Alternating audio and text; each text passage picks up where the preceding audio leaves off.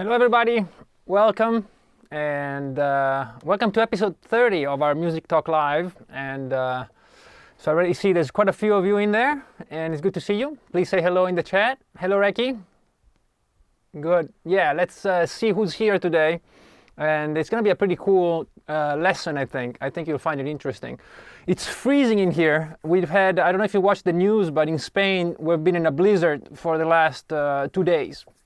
And where I live is the only place where it hasn't even snowed. So we get all the cold and the rain and the wind, but no snow. All right, so everybody else is enjoying the snow, although there's been problems because, you know, it's been so hard. It's been hit so hard by the snow that it's, closed airports and all that kind of stuff. So hello, Indrajit. Indrajit, thanks for everything. The CDs are already on the way, so you should get them. Let me know when you get them. And I think you got the book already. So you know what? It's so cold that I'm going to warm up just a little bit, if you guys don't mind. I'll try to use the scale we're going to see today because I can't feel my fingers, all right? So maybe I'll just mute the microphone for just 1 minute and move my fingers a little bit, all right? Over a simple C major chord, and then we'll get into it. I hope you don't mind. I just need to warm up a little bit.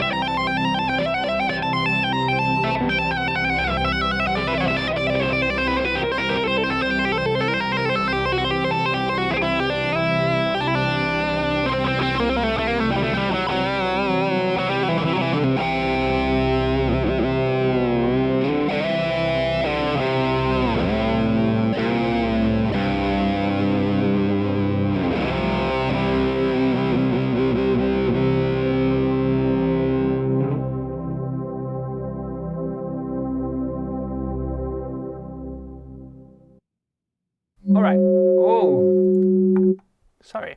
All right, so that didn't work. My hands are still as cold as as before that.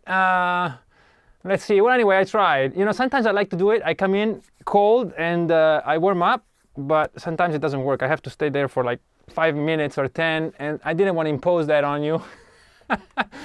So anyway, next time I'll warm up before. I just got to the studio actually.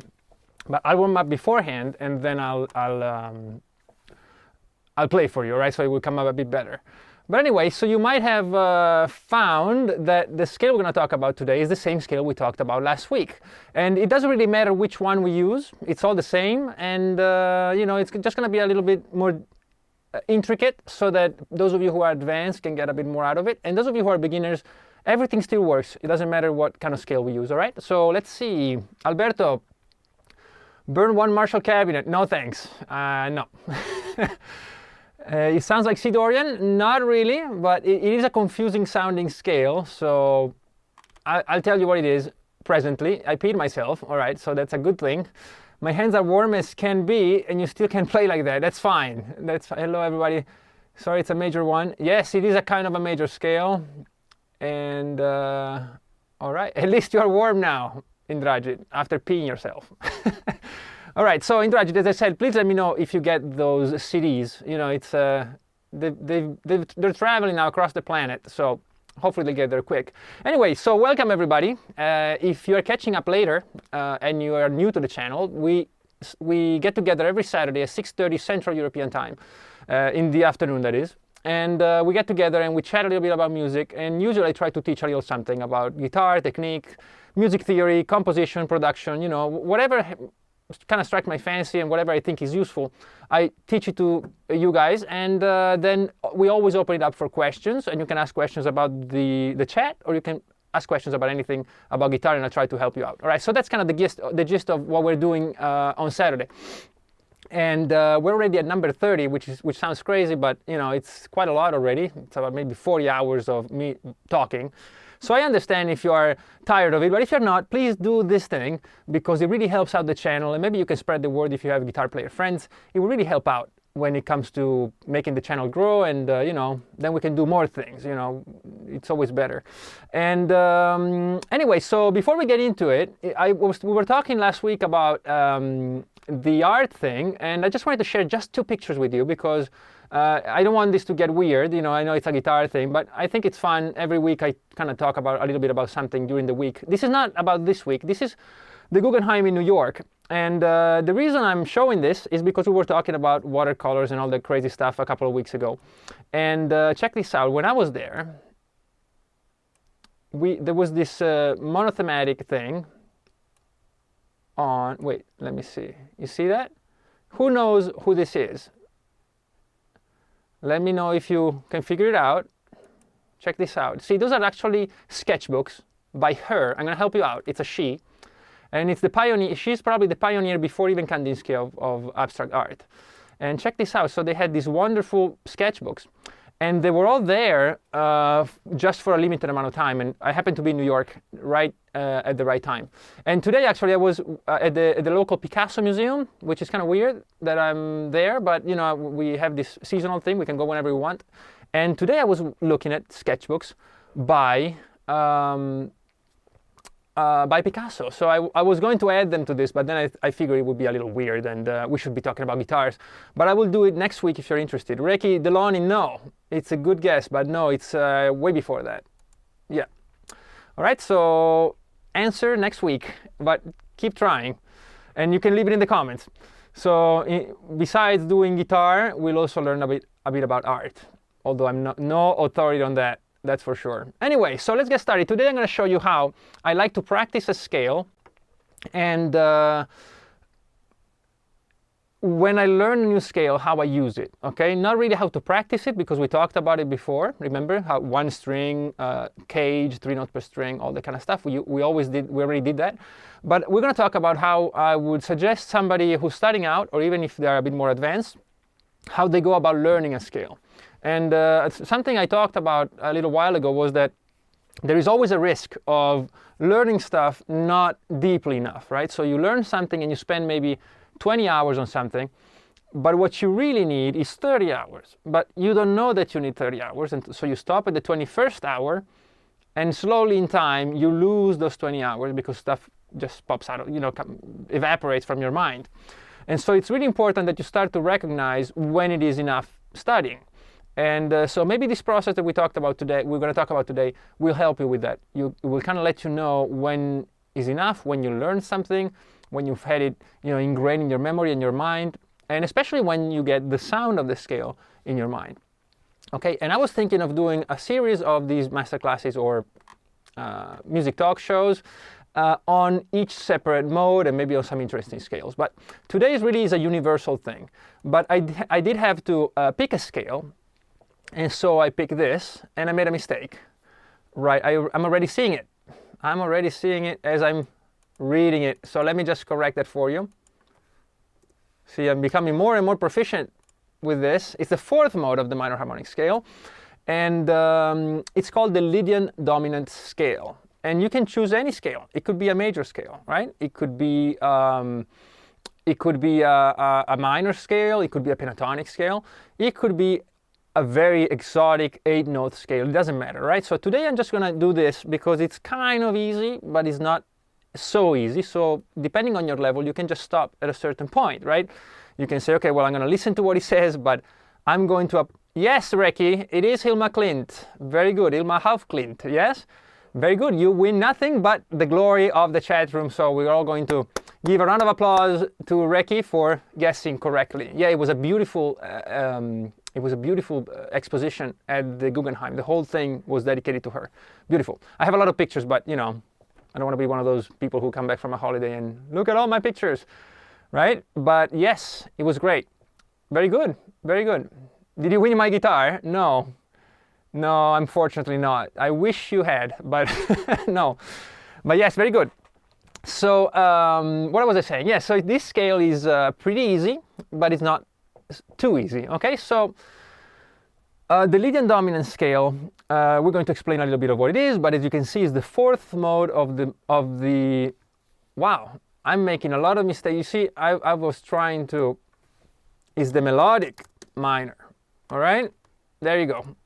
Okay, maybe I was thinking of doing something else. That's why I screwed it up. But it's the fourth mode of the melodic minor scale, and the melodic minor scale. Just to be quick about it. Okay, so let me turn up my guitar. The melodic minor scale is this scale. Okay, so it starts from a regular minor scale. I'm going to play it in A. I'm going to play it in C actually. So we have C minor.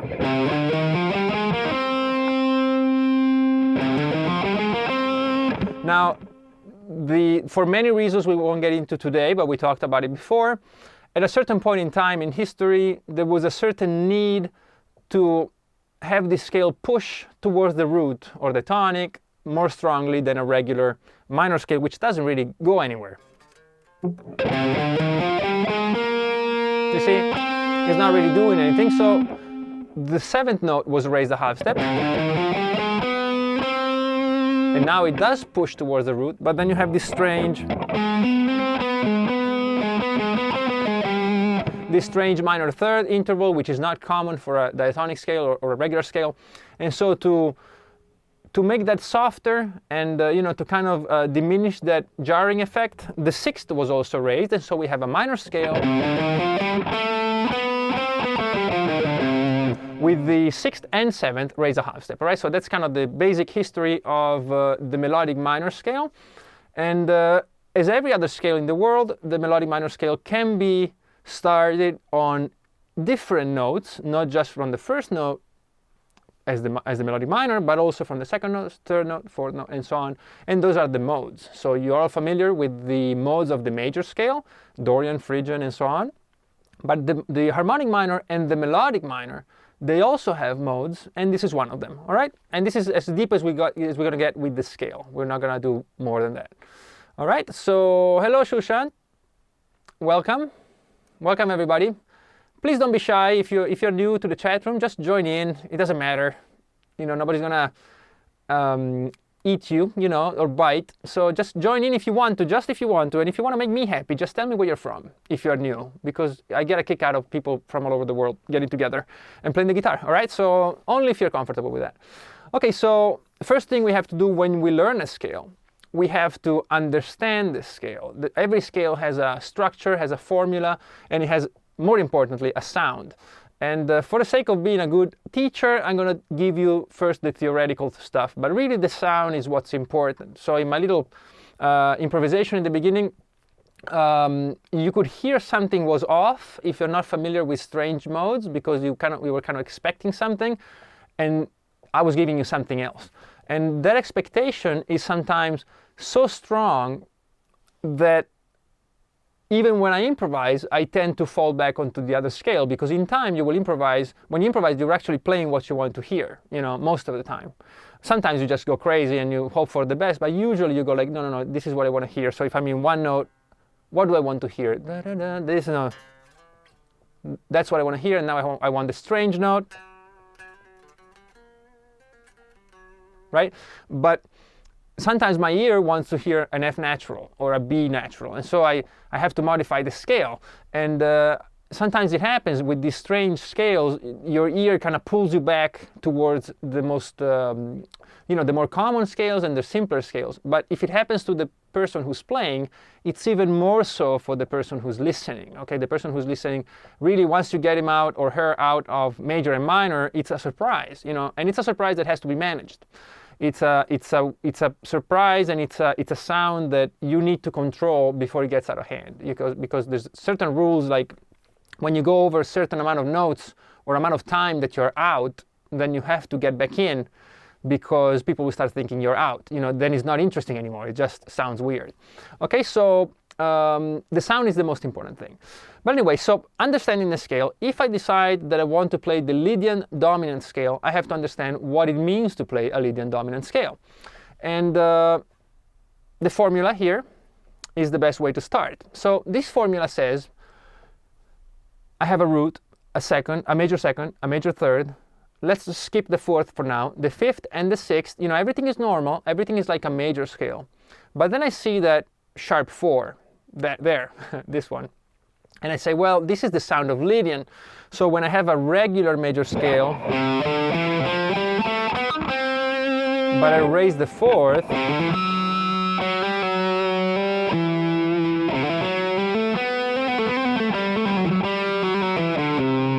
I get this sound that is 100% unequivocally Lydian.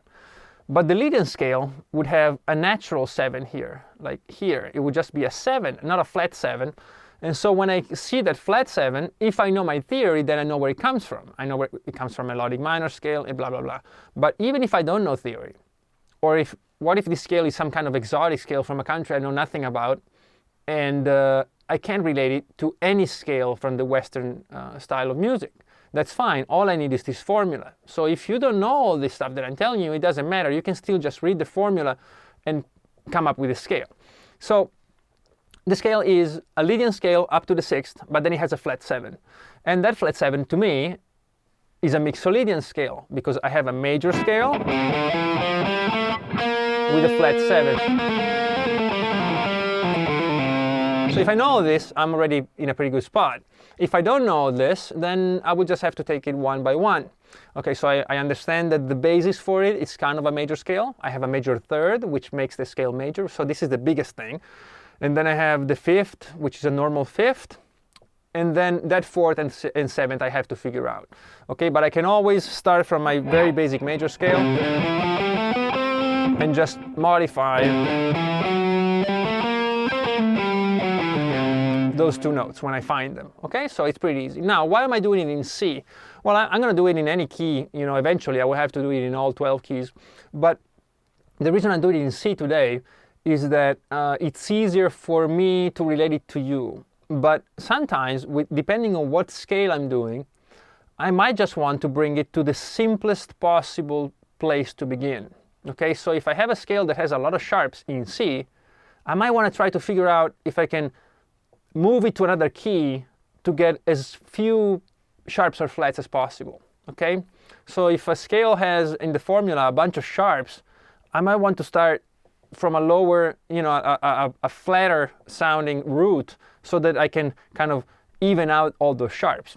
Okay, so it's always good to write down the formula of a scale and maybe try it in a few different keys, and that will help you out, especially when you're figuring it out on the fretboard. The fewer sharps or flats in the beginning, the better. I was telling you last week how I started out playing everything on E, right? Because I had the open string. I didn't have a looper when I started out. So I would always do everything in E. And so I got used very quickly to a bunch of sharps and flats, because especially sharps.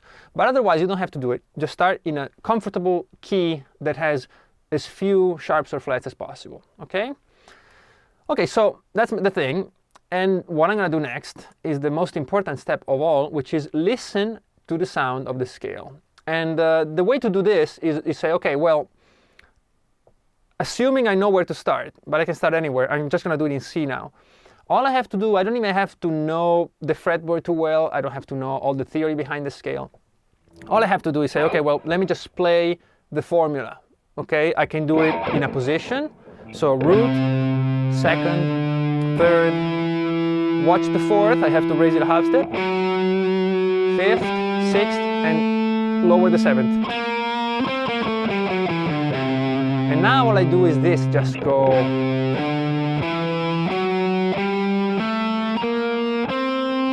even slower. All I'm doing is I'm kind of listening. Well, now I'm talking over it, so. kind of screwing it up, but I'm going to play for you very slowly. That's what I would do. And listen to each note as itself and as it relates back to your concept of the root. The root is C. I'm just going to play it by itself. No drone behind it, okay? So just this. This is what I would do speed-wise.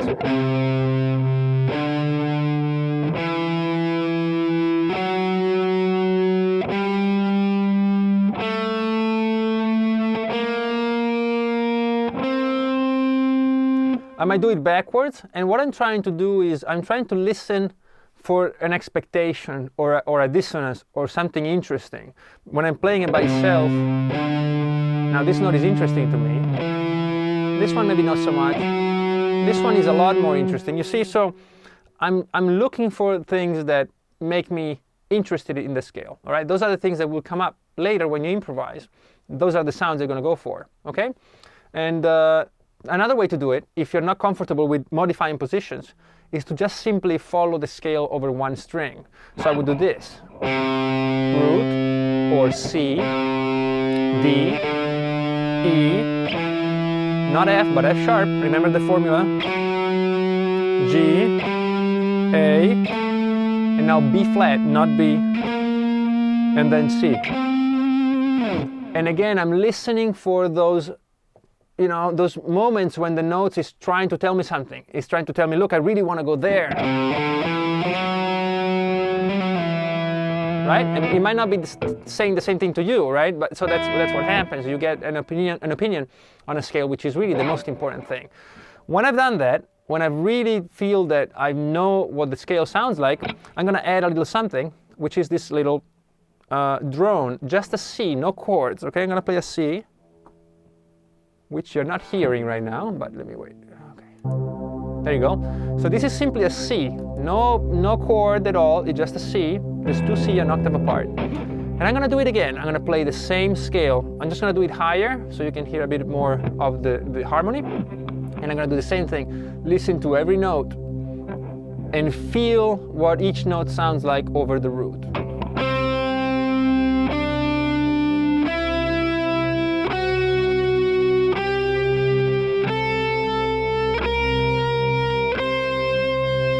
You could do backwards.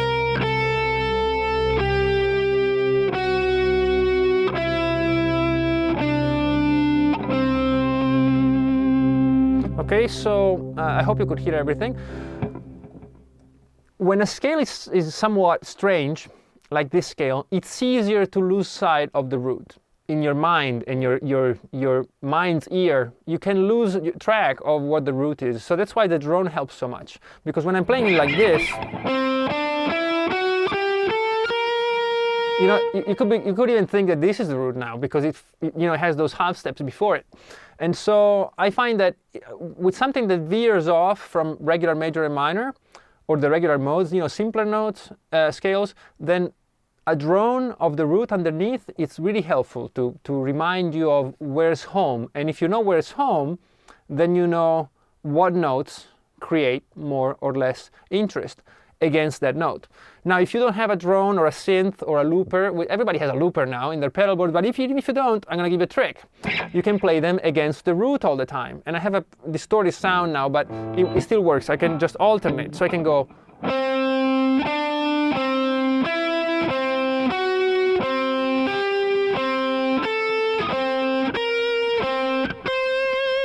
See, I'm still using that C. I have that C in the back, and it's always in my mind. And I always know where home is, because the only truth about scale is that their interest is only based on where home is. If you get lost, then you will kind of tend to fall back towards a certain sound that's easy. That's what the ear does. Okay, so if you want to keep that tension, if you want to keep that interest, you always have. That's another scale, by the way, but you have that sound of the root against which you measure all your tensions, your sharps, your flats, and your alterations. All right, so this is what I would do to listen to the scale.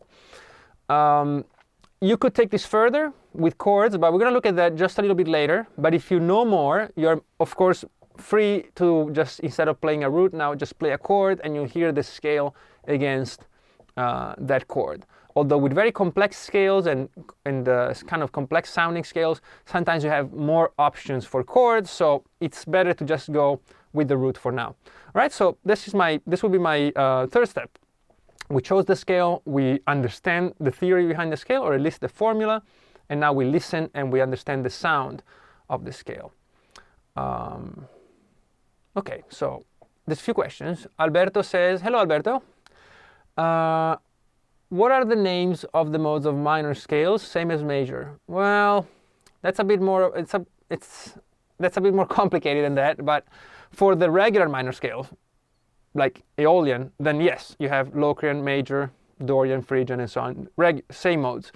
But for the harmonic minor and the melodic minor, they tend to be the same names as before, but with a difference, because that's where these scales come from. These scales are variations of the regular minor scale. So you might have a Mixolydian flat 6, you might have a Phrygian major, you might have, I don't know, whatever. You know, you have all, like the Lydian Mixolydian or Lydian dominant, you can have all kinds of scales. And usually their names refer back to those simpler modes. And I'm really tempted to do a long series of these videos, one per mode, but maybe it will drive you crazy. Would you guys like that? If maybe alternating weeks, and we could do once every 2 weeks a video on each mode, starting from major and then Dorian and so on. Would it be too much? Let me know, please. If you're from the future, let me know in the comments, because I wouldn't mind doing that at all. Hello, Jenny. Good to see you. That was cool. Playing back to the root. Yes. Where do you get a looper? Anywhere. Just get any looper. Any looper is fine. Kike, what's up? Hello. You're late? That's fine. You can watch it later. It's good to see you all. That's great.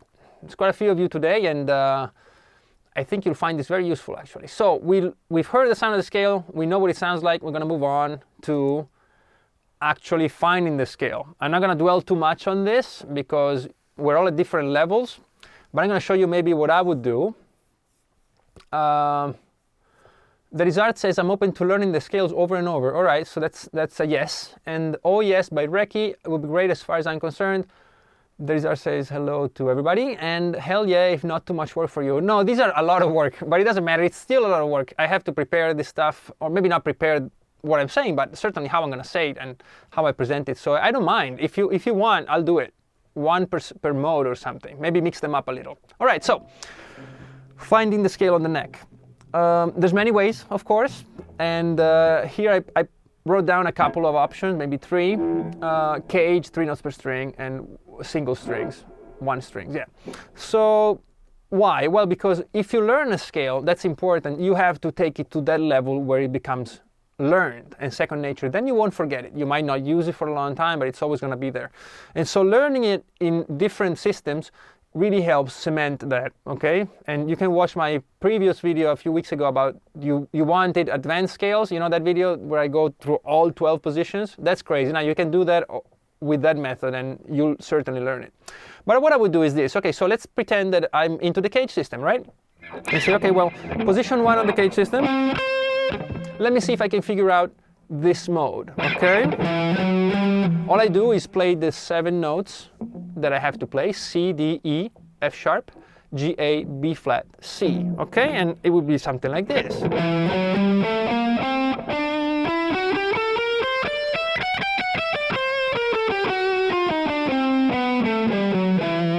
Okay, so again.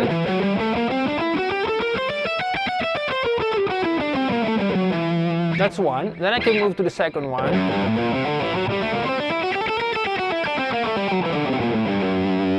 Is the guitar on? Yeah, I think so. And so on. Right, so you do the third one and the fourth one, and they're all the same. But instead of improvising, I would just play them straight up and down. Then I would move on to the next one and so on. So I'm going to play all of them. If I'm in C. And then finally, that would be my cage. Then I would do the 3 notes per strings. Again, I would adapt to the scale. Oh, one more note. Then I would start from the next one. So 7 notes like that, 7 scales. And then I would do it over 1 string. So Maybe start on the top string, maybe just from the root up, F sharp. Then I can use the rest of the neck and so play it over the whole fretboard.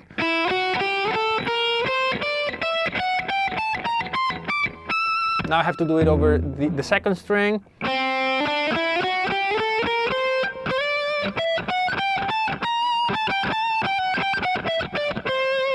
And so on. I have to do it over the whole thing.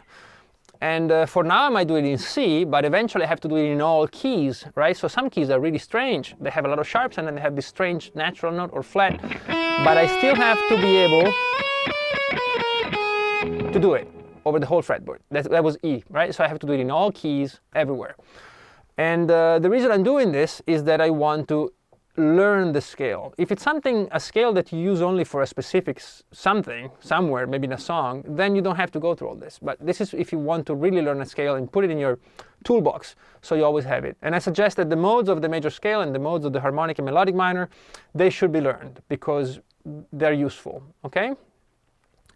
So this is what I would do. Find the scale on the neck. If you have questions about this, let me know, but it's so diverse what all of you know differently, because I only know a couple of you who are my students, but otherwise I have no idea where you're at. So you apply it to your own knowledge of the fretboard, okay? But please ask questions if you need to. And so now it comes to the chords, because a scale is only as good, well, your knowledge of a scale is only as good as the knowledge of the chords that go with that scale. So if I'm in C major and I know my C major scale and I'm playing C major and I'm like, well, I have no idea what chords I can play, then what are you going to do with it, right? Unless somebody else is playing the chords for you, you won't know what you're doing. So learning the chords is extremely important. And the way you learn the chords is you harmonize the scale. Goes beyond what we're doing today. We did do a video on it a long time ago, and we might do one again. But for now, you just have to trust me. And so I would suggest, as it says there, from one chord to whole progressions. So the first thing I would do is, okay, one chord. What one chord can I play this scale over? And the first answer, of course, is to play it over a C chord. Which one? Well, if it's a C major scale of a kind, I would play a C major chord. Okay, so these are the chords you'll come up with, the triads, if you harmonize this scale. If you have enough knowledge of theory, you can figure it out for yourself. You can just trust me on this one. But you could also, if you study scales from a book, usually you would find, I think, the chords of the harmonization. So let's say that C major is my chord here, and I'm only interested in playing over triads. So I again would record a loop with my guitar, or maybe I'll just do it with a synth. And let me unmute it and play just a simple C major chord. Okay. So now I would play the scale over this chord.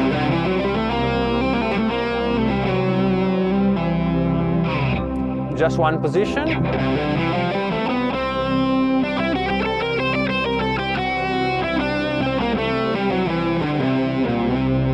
And then maybe improvise over this chord. See if I can find spots where I find the interest of the scale to lie. Now this is interesting. But I'm thinking, well, this note is really a Lydian note. I already know it. It's not that interesting. Let's see if we can fish for something else. The F sharp is cool, but I already have a scale that has it.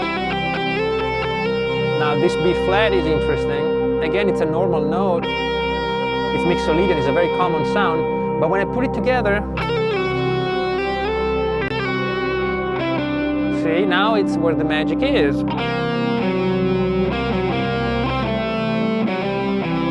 These two notes together, the F sharp and the B flat. Of course, those are the notes that change when I looked at the formula, but you know, in case you don't know, I'm kind of working through it.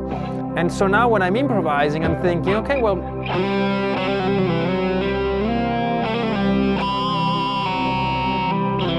I don't have to worry about the root because the root is taken care of by my chord.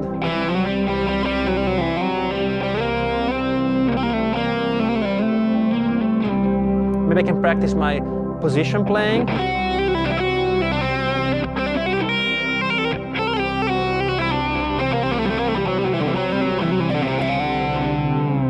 See? okay? Or I could play on one string. I can do all kinds of stuff. But the idea is that I'm playing over an actual chord, okay? So this chord that I'm playing over is C. Now, the C major chord is a very common chord and is not really taking advantage of this mode, okay? Because this mode has the raised fourth and the flat seven. And my chord only has the root, the major third, and the fifth.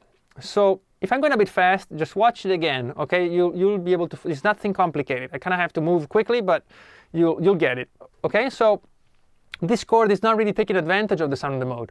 What I'm doing is I'm using a simple chord and imposing the sound of the mode over it, which is interesting in itself because I have this very mellow sounding chord, but I'm giving you strange notes here and there that make things interesting.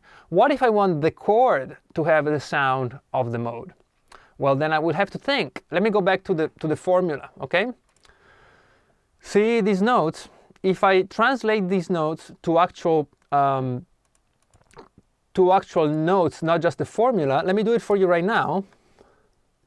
This is the result.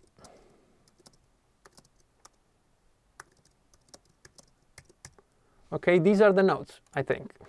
There you go. So you see these notes. Now, from these notes, I can make up my chords. You see that? C, D, E, F, G, A, B flat. So if I want to make a chord or use a chord underneath that's specific to the mode, right, that includes the sound of the mode and that gives me the sound of the mode without me playing over it, I would have to include probably those two notes. Because if I only use one of those notes, it might remind you of a part of the scale. Or it might remind you of another scale that has that sound. But to have the sound combined, I would have to use these two. Now, do you have to use two of them at the same time? No, you don't. You don't, because you're still playing that scale over it. Okay, but I'm going to play a chord that includes all those notes. And that chord is, let's do a C7th chord, the dominant chord, but with the fourth, the raised fourth. Okay, so it sounds something like this. I'm going to play a C, an E, an F sharp. I'm going to skip the G, doesn't matter, and a B flat. Okay, so it sounds like this. Wait, there you go. Now. Okay, so this is the sound of the mode. I don't have to do anything. This is already the sound of the mode. If I just play roots,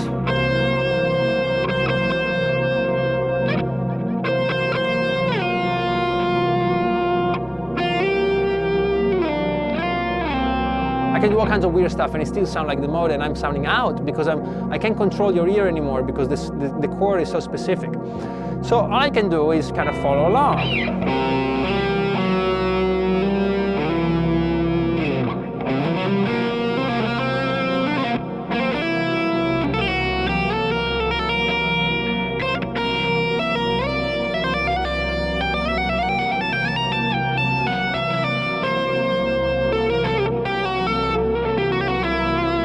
See, to me this is too specific. I don't enjoy it because it's like I can't do anything. You're putting all this information out at me and I'm trying to play something over it, and whatever I play is not interesting because I've already given you the whole thing, right? It's like you're eating the whole cake and now I'm trying to give you a strawberry or something. I'm like, oh, I can't. You know, so what I would do is maybe something more similar to what we did before. So maybe let you guess, you know, leave you guessing a little bit. Maybe I could give you just a C7th chord. That's a regular sounding chord. It's very normal.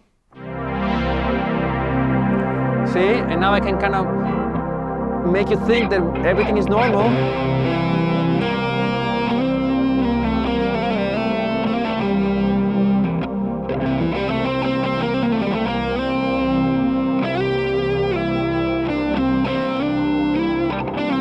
But now,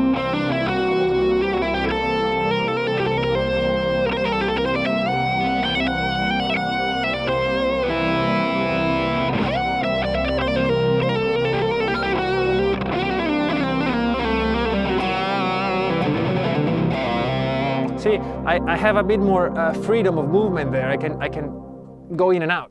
Okay, but with strange scales, I actually prefer just regular sounding chords, maybe even just a fifth chord, right? Just playing over this. It's interesting too. Okay, so this is basically the idea. Now, as far as progressions go, the other thing is, okay, well, what if I play two chords? Okay, maybe I play It doesn't matter, but I can play all kinds of chords that together give me the mode. So check this out. I could play a C and a D. Now these are normal chords, but when I play them together they give me quite a big part of this scale, because they give me that F sharp, and if I add a G minor, now these three chords only work with this scale.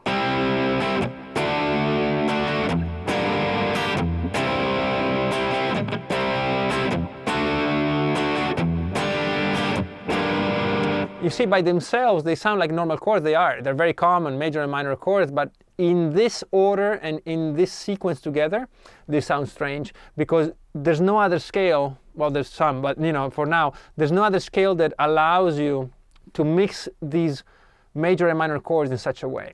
Okay, because together they give you that B flat, they give you that F sharp, and so on.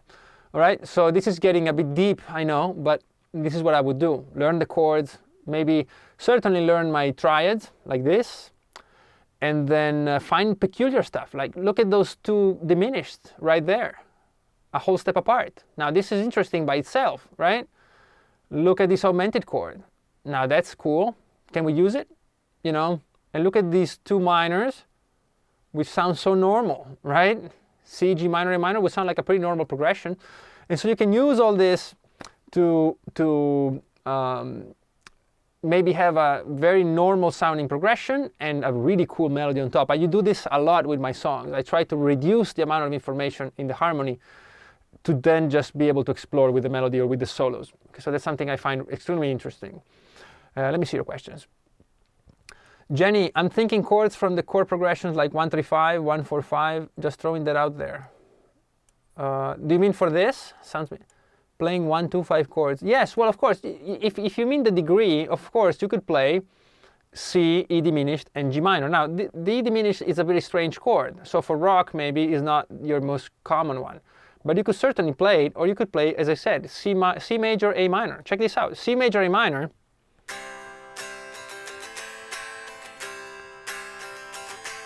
is the most normal progression in the world, but your ear hears this.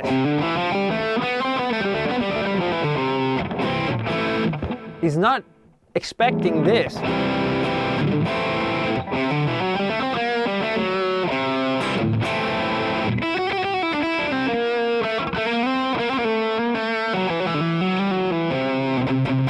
You see what I mean? So you can always do the unexpected and surprise your ear and surprise other people.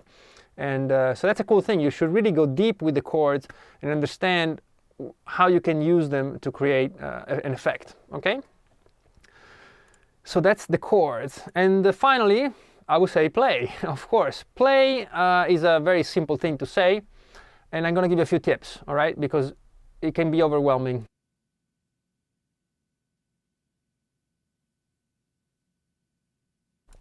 So when I say play, I'm saying it doesn't matter how much you learn a scale or how much you studied or how many scales you know.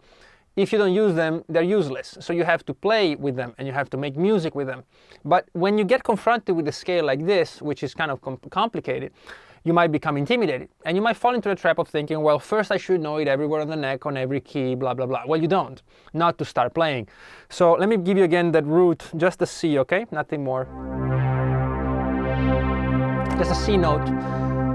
And you don't have to know everything. You can just go with one octave. That's what I would always do. So just learn this progression. So it's C, D, E, F sharp, G, A, B flat, C. You can even make it as simple as 10, 12, 9, 11, 12, 10, 11, 13. And this is it. All you have to play is this.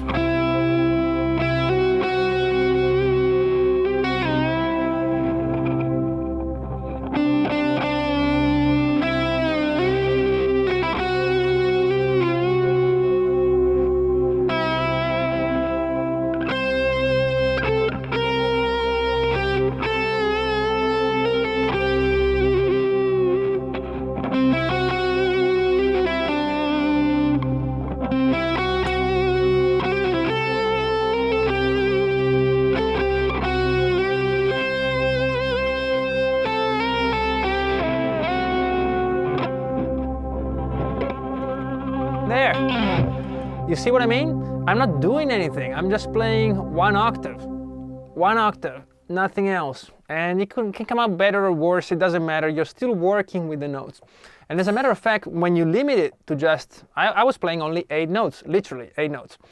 And when I do that, what I'm doing is really hearing what I'm playing. And the scale goes from becoming something that I can't manage because it's so big and it's so complicated and it's so complex, it becomes something that is extremely, extremely manageable. I only have these notes, and so I only have these sounds. And I can hear sounds before they happen. You see what I mean? And that means that it doesn't matter what my level is, how much I know the guitar, how much technique I have, I'm as comfortable as everybody else. Okay, because if I have a student and they're not that advanced, but I put them there with me and I go like, okay, let's just play 3 notes. 3 notes, both of us. We only play 3 notes. We are starting at the same level. We are at the same level, but now I have all this knowledge of rhythm, harmony, not harmony probably with 3 notes, but I have rhythm, I have expectation, I have resolution, and he doesn't have that. But together, that's how I can transmit it. If I start blowing all over the fretboard, then it doesn't work, right? There's no benefit for anyone. So this 1 octave thing is great. So from small to big, this is small. Now, could I bring it up to a whole to a whole position? If I'm, let's stick with the cage system because you guys have played it before. Now I'm controlling it because I already know what the scale sounds like. I'm not gonna get surprised by it. It's still the same notes, but at least I have now a few more options because sometimes maybe I'm jamming around here.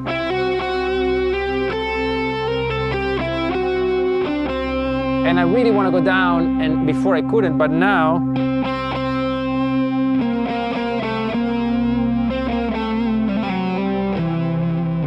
see, now I have that kind of freedom to move a little bit above and below.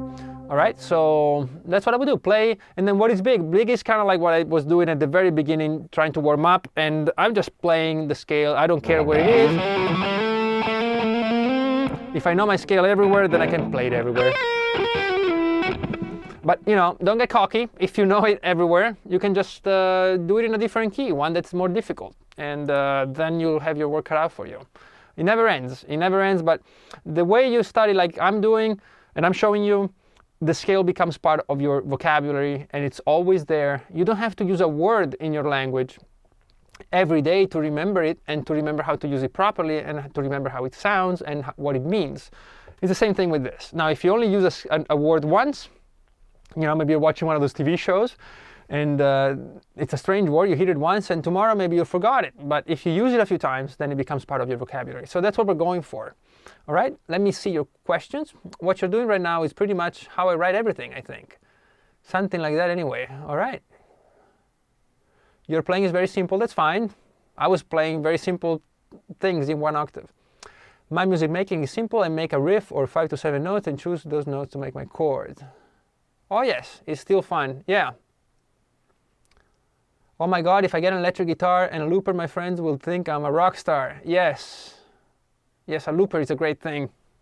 We can talk about a looper later on, but there's a few ways to use it. I'm no expert. There's people who do shows with loopers. I would hate it. I would screw it up. Like the second the show starts, I hit the wrong button and delete everything. So I'm plugged into the Marshall and I play guitar, and that's it. Don't make me do more than that because it's not going to work. All right, so I'm pretty much done here. I hope it was useful and interesting. I've been talking for such a long time. I'm sorry. And there's still time for your questions though, so please feel free to ask. If you've made it this far, great, and let me please ask you again, if you haven't done so, please consider subscribing. And if you would like to participate and to support the channel, you can, of course, there's a book down there a lot of people got, and they seem to be very happy with it. But you can also either get my music, you can listen to it, stream it, or you can donate to the channel. You certainly don't have to, but if you choose to do it, it's very much appreciated. These things take a long time, and the whole setup that I'm improving on you know, it's quite expensive too. So if you would like to contribute, there's a little link down there to PayPal, and it's really simple, and only if you want to, of course, and if you can. Otherwise, you're more than welcome to just hang around, learn guitar, and make the world a better place with your music, you know. So that's the main thing. But I'm just letting you know because I know some people are interested in participating on this channel, so that's how you can support it.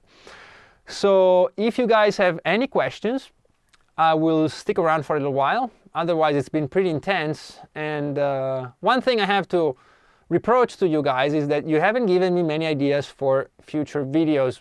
And it's fine. But if you feel like it, in the comments below, if you're watching this or rewatching it, and there's something you would like me to cover, please feel free to do so. And I might, you know, I might be able to help you. It was. Thank you, Andre. What's the weirdest scale you've ever played? It was probably jamming on a boat in Egypt. I was on a wooden boat, and this guy put out like a loud, what do you call it? A lute, a Turkish lute, and I actually bought it from him. And it was terrible. It was really bad, and luckily I knew it was bad, so I didn't pay much for it. But I had my guitar with me, and he had his lute, and we started jamming, and he would go to these weird places, and so I would just kind of follow him, and we had a lot of fun. But it was pretty weird, you know. A lot of it was based on strange pentatonics, and then it was kind of going, you know, with some chromatic things. You know, the thing is, Ricky, is that once you know a lot of scales, you'll find that it doesn't matter where you are in the world, you will still kind of find the same basic scales. You know, it's not like there's a lot of them. Some of the strange ones are actually scales that are made up of 8 notes, you know, those weird stuff. But I really don't use them so much. I might study them for pleasure, but I really don't. I'm not an expert, certainly, on them. So I don't know. But, you know, for me, weird might be, well, opposite. You know, simple for me might be weird for somebody who's beginning. So, but maybe, I don't know. There's a song called Lights and Shadows. That's the first song of my album of the same name from 2016. And the first song has some pretty strange sounding stuff. And so that's kind of a Hungarian style scale, but I put in a few things. But the cool thing about it, in a way, is that I imposed over it very simple sounding melodies. So most of it is pentatonic or minor over chords that really are strange together. So maybe give that a listen. It's called Lights and Shadows, the song. I'll come up with at least one idea for an upcoming video, may or may not be good enough to talk about. I'll try. Yes, that's fine. Just shoot your ideas, and if it seems like I ignore them, it might be that I'm thinking of them and I go, no, this is not good for a long video, or maybe it's too long, you know. But just put it out there, and I'll think about the mode thing. Maybe not next week. Next week, maybe something a little different. But, you know, my idea is always to try to teach you stuff, so modes are very interesting. Ricky? Okay, I will, thanks. All right, cool. Is there anything else I can help you with? Otherwise, I will thank you again for being here and for spending a Saturday with me instead of doing more interesting stuff, which I'm sure you have plenty of to do. Okay, let me see.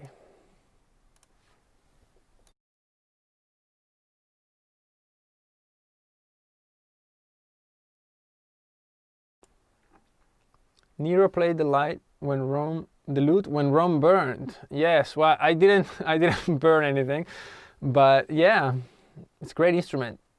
Yeah, there's a lot of. I have a sitar, you know that, recorded actually for a song, but you know, I really enjoy also percussion instruments. They're so fun. When you travel, you can bring them home with you, and they're great.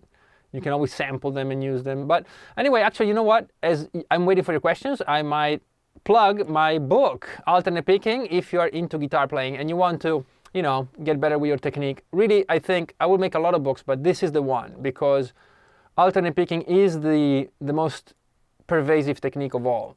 It really is. So if you really master alternate picking, you'll have a great time with everything else.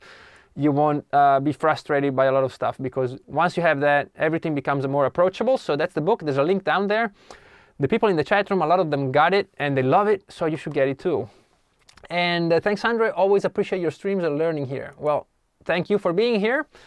And it seems like we've reached the end of this stream. So I'm going to wish you all a great weekend. And I'll find something interesting to post in my pictures before the stream starts for next week.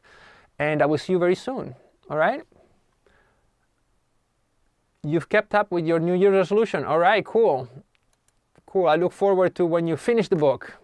And then we'll have a little celebration. All right, cool. Well, everybody, thanks again, everyone, for being there.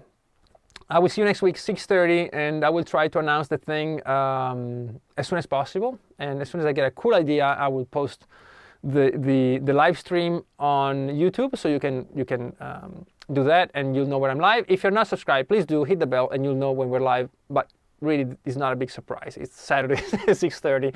So people always say, hit the bell so you'll know. Well, you already know. It's 6:30. See you, Andre. Can't wait for the CDs. Well, yeah, I hope they get there in time. And thanks very much for the support. And have a great one, everybody. Thanks a lot. Bye-bye.